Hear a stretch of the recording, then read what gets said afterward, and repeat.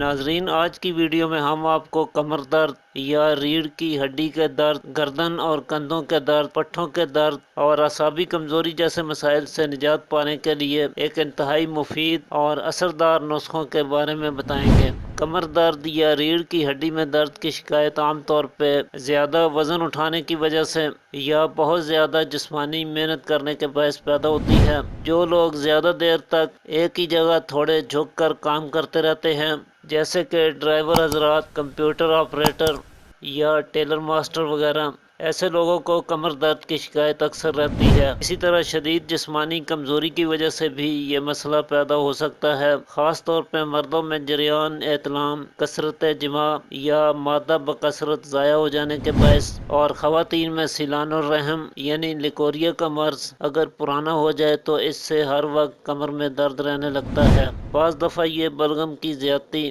یا سردی کے باعث بھی ہوتا ہے، اور ایسی صورت میں چلنے پھرنے یا ایکسرسائز کرنے سے وقتی طور پہ درد سے آرام آ جاتا ہے۔ اسی طرح بسا اوقات یہ درد گردوں میں پتھری، انفیکشن یا سوزش کے باعث بھی ہوا کرتا ہے۔ ایسے میں درد پشت پر دائیں جانب یا بائیں جانب یا کبھی کبھی دونوں جانب ہوا کرتا ہے۔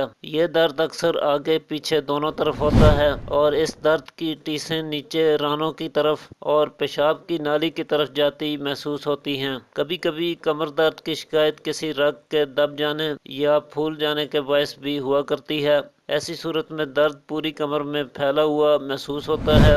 یہ اس کے کچھ خاص اسباب ہیں۔ ان میں سے جو بھی سبب ہو، سب سے پہلے اسے دور کرنے کی کوشش کرنی چاہیے۔ ساتھ ہی زیادہ وزن اٹھانے سے، جھک کر کام کرنے سے، ایک ہی جگہ لمبے وقت تک بیٹھے رہنے سے، کثرت جماع سے اور بہت زیادہ جسمانی محنت سے پرہیز کرنا چاہیے۔ ایسا کرتے ہوئے اگر آپ آج کی اس ویڈیو میں بتائے گئے دونوں نسخوں کا استعمال کریں تو تھوڑے وقت میں ہی آپ اس مسئلے پر قابو پا سکتے ہیں۔ ان نسخوں کے استعمال سے نہ صرف آپ کو کمر درد اور ریڑھ کی ہڈی کے درد جیسے مسئلے سے نجات ملے گی، بلکہ یہ اعصابی کمزوری، دماغی کمزوری، ضعف باء اور مردانہ کمزوری کو بھی دور کریں گے۔